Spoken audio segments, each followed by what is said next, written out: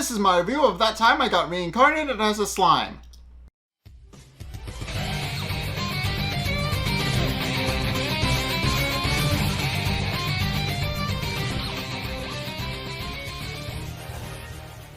Okay, so this episode actually is kind of sort of set after the meeting between the humans and monsters and what their plans to do to go and attack Clayman are.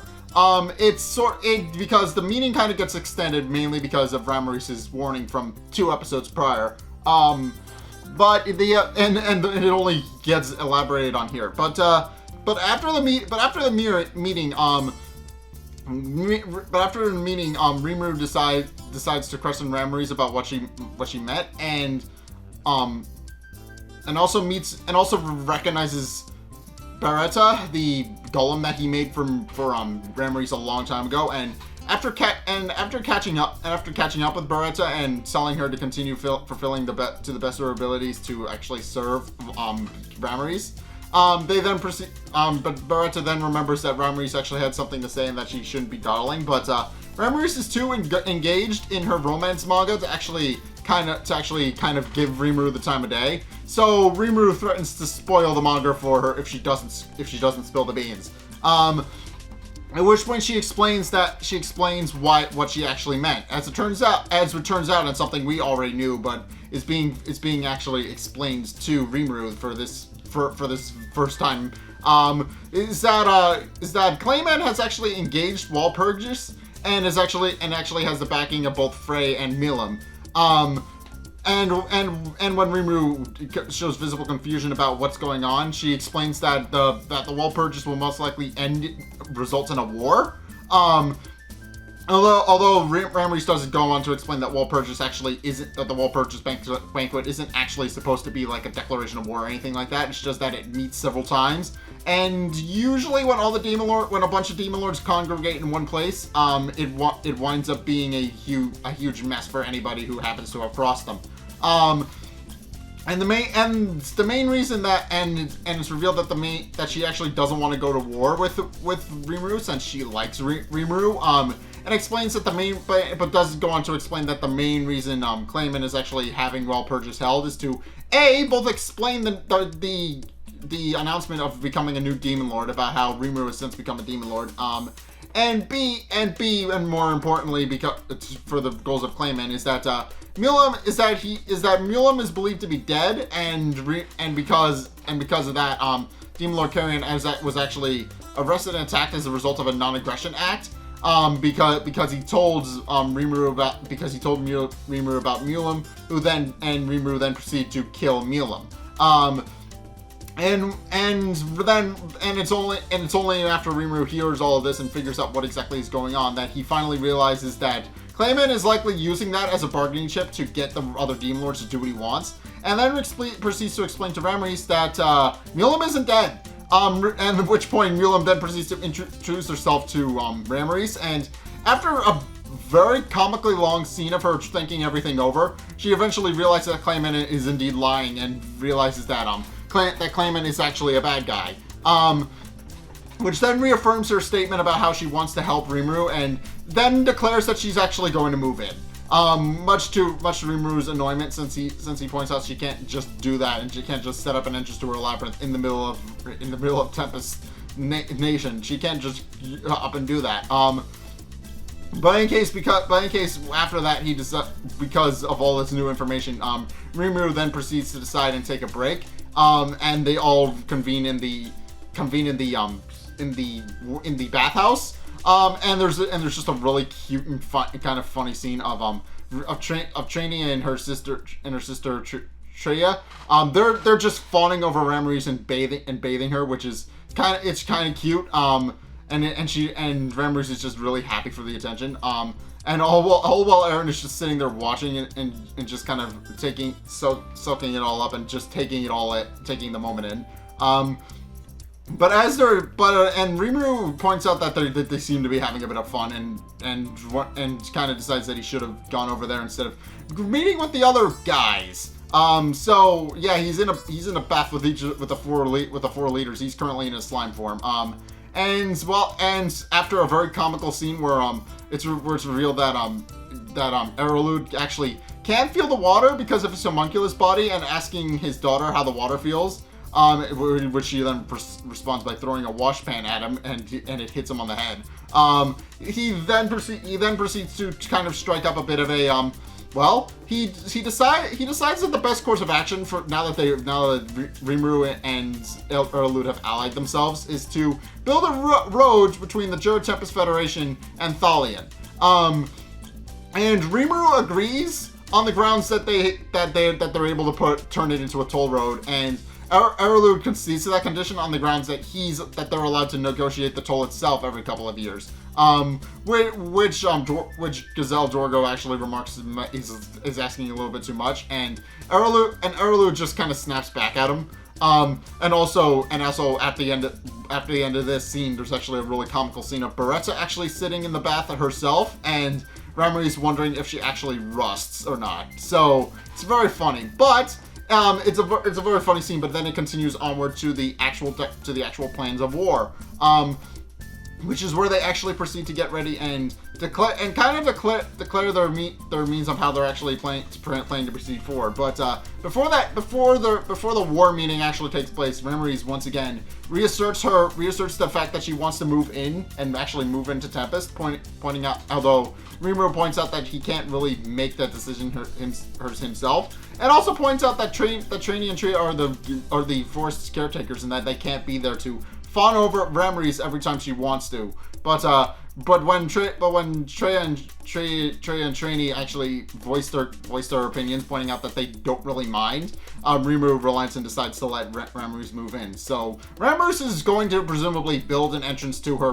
labyrinth at some point in the near future. We'll have to see. We'll probably see that some point soon. But yeah, but in any case, with that, Rimuru then proceeds to discuss over dinner everything that they're planning to do. And to start with the meeting, he actually asks how the interrogation of the war prisoners actually turned out. And it's just this really half comical scene where we do get the information, although not from Xian, who is actually the head interrogator. And we also find out that she actually beat all the war prisoners within an inch of their lives until they squealed. Which is blurred out for our convenience, but so that we don't have to actually see any of it. But yeah, the long story short, she did not take care for the prisoners' attitude and just beat the hell out of them. But through her and by extension Mulim and Yom, who were both there, they proceed to go on and explain how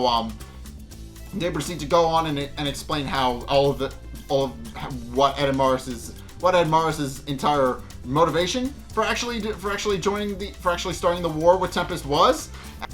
But in any case, as we find out, the entire war with Tempest was actually instigated by a man named Nicholas Spurtus, who we don't actually see or meet in this episode, but we do find out that he was indeed the person who kind of led the whole war against Tempest, and he was the one who suggested that Rayheim actually instigate the war with Edmar so that they could actually take out Tempest.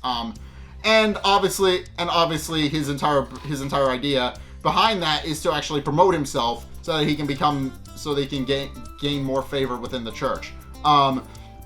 And specifically the reason he did that was because obviously the nation of Tempest is indeed a quote unquote nation that is against their god. So obviously Rimuru City and the nation of the Jura Tempest Federation is going to constantly be under attack by the church because of that. But whenever Rimuru realizes it's literally just this one guy who doesn't like them very much, he realizes that the church can likely be reasoned with and that they could actually strike up a deal with the Western Holy Church and maybe form some sort of diplomatic relations with them. At which point Fuse, Erlude, and Gazelle Dorgo all volunteer to publicly announce that their relationship with the nation of Tempest and hope and the idea is that they're just going to hope that the whole thing blows over and that the church actually isn't going to attack several human nations who have allied themselves with a nation of monsters. So that's effectively the plan, and Rimuru is happy that they're willing to stand by him. But with that all done, he then proceeds to prepare to incite the entire rebellion that he was planning to do regarding King Ramiris and Yum, and tells Yum and Milam that they can actually begin to taking the prisoners back to what is it? And then tells the Rimuru and then tells Yum and Milam that they can actually bring the war prisoners back to Falmuth, and that they can actually start instigating their plan to start a rebellion. But although he does wonder out loud who exactly the third member of their group was, since he knows Rayheim and Mars were part of the group. He knows that those were two of the three war prisoners, but he wonders who the third was. And Shion, via her sloppy handwriting, reveals that it's actually a person that she believes is named Ramen, which Rimuru then remarks he hasn't had ramen in a long time, and kind of trails off. But everybody else proceeds to point out that there was actually a Majin named Razin who was actually a long-standing protector of the Kingdom of Falmuth, and then proceed to go on several different rumors about him, which Rimuru points out is rather impressive. And noting that Diablo was the one who took him down, then asks what he was like, and he points out that the man was actually kind of cowardly, but was very sure of himself. And Rimuru can't help but be impressed that Diablo was actually able to take him down to begin with. At which point he wonders if she was actually sure if it was actually Razin. And Shion confirms that she wasn't entirely that she isn't entirely sure, since she as she later reveals. He looks a lot like one of the people who actually attacked their city. Like one of the other worlders that attacked their city. And Rimuru then proceeds to wonder what's going on. At which point Raphael fills him in, pointing out that there's actually a very ancient magic that enables you to swap bodies with somebody else. And then he puts two and two together and realizes that it likely is Razin, just in a new body. But in case after realizing that Diablo was actually fully responsible for bringing down Razin and actually capturing him, he then proceeds to conclude that Diablo should actually assist Mulam and Yum in their takeover. Although he does point out that it'll be a very slow process, and does tell Diablo not to rush things. And Diablo is moved to tears and agrees that he's more than happy to do it, but that he'll be back as soon as possible. Which Rimuru does point out is a little optimistic, considering that they're trying to do a takeover of an entire country. Obviously, that's not going to go very well. But Rimuru is very happy about the fact that Diablo believes so strongly in him, and does believe that Diablo is the right person for the job. But with that out of the way, they then proceed to get ready to go to war against Clayman. And then calls in Sui and Suka to actually fill him in with all the information that they learned. And as it turns out, they actually have as it turns out, Clayman has actually prepared an army of 30,000. Although, as they later reveal, it's actually not Clayman himself who's in charge of the army.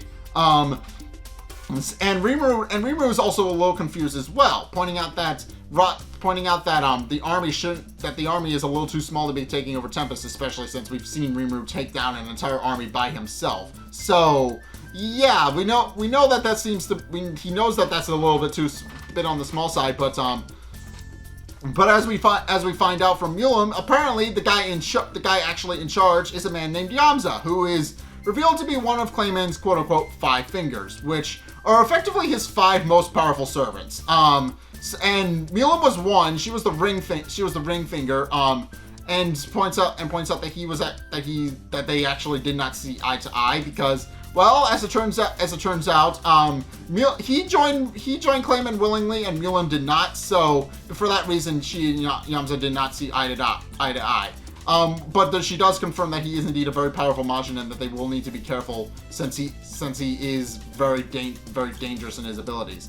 And Rimuru remarks that he is going to be, that he does feel that he can actually handle him, but then wonders why exactly is it such a small army. At which point Benimaru actually posits the theory that they are actually not the main target.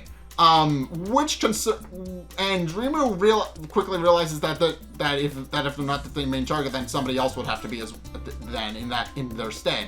And after doing some thinking, he eventually concludes that the target he's actually going after is Eurozania, which catches the Beastketeers' attention because they realize that Eurozania is completely defenseless right now because their army and the 3 Beastketeers are actually in Tempest. They're nowhere near Eurozania at the moment. Rimuru then proceeds to wonder why Clayman would actually go after Eurozania if it's a defenseless nation and there's only refugees there.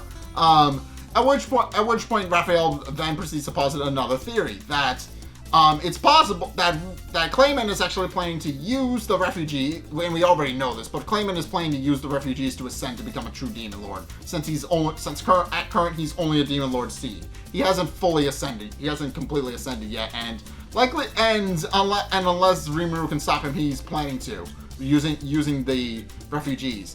And after asking Sui when the army is actually planning to leave, he confesses that they're actually planning to arrive in 2 days. Which Albus then remarks is too soon a time, and they're never actually going to get back there. And then Rimuru confesses that it seems that Clayman has finally gotten one step ahead of them.